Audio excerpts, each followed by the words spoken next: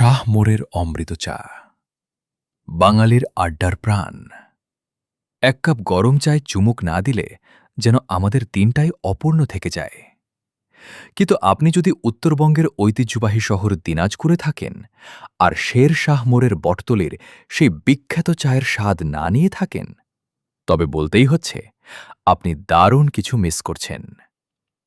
দিনাজপুর সদর উপজেলার এই শের শাহ মোড়, যা স্থানীয় মানুষের কাছে বটতলি মোড় নামেই বেশি পরিচিত, প্রতিদিন বিকেল গড়িয়ে যখন সন্ধ্যা নামে, ঠিক তখন থেকেই এই মোড়ে জমতে শুরু করে এক অদ্ভুত চেনা সৌরভ।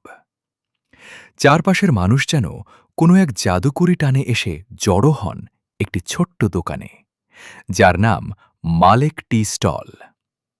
বিকেল ৩টা থেকে শুরু করে গভীর রাত পর্যন্ত এখানে তিল ধারণের জায়গা থাকে না। কেন জানেন? কারণ এখানকার এক এক কাপ চা যেন এক একটি শিল্প।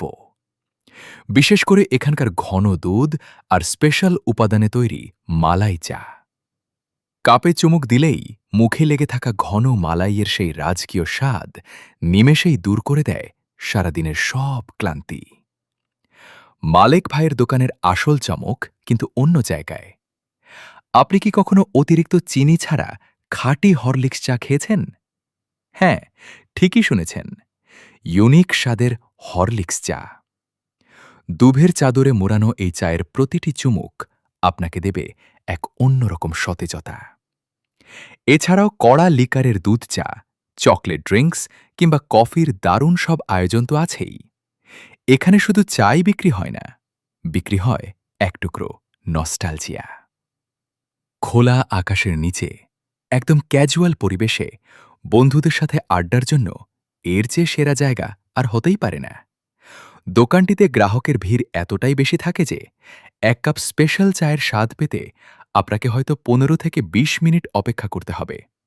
কিন্তু বিশ্বাস করুন, প্রথম চুমুকটি দেওয়ার পর আপনার মনে হবে এই দীর্ঘ অপেক্ষা সত্যিই সার্থক ছিল। তাহলে আর দেরি কেন? আজই চলে যান দিনাজপুরের শের শাহ মোড়ে আর প্রিয় মানুষদের সাথে উপভোগ করুন মালেক ভাইয়ের হাতের এক কাপ অমৃত চা।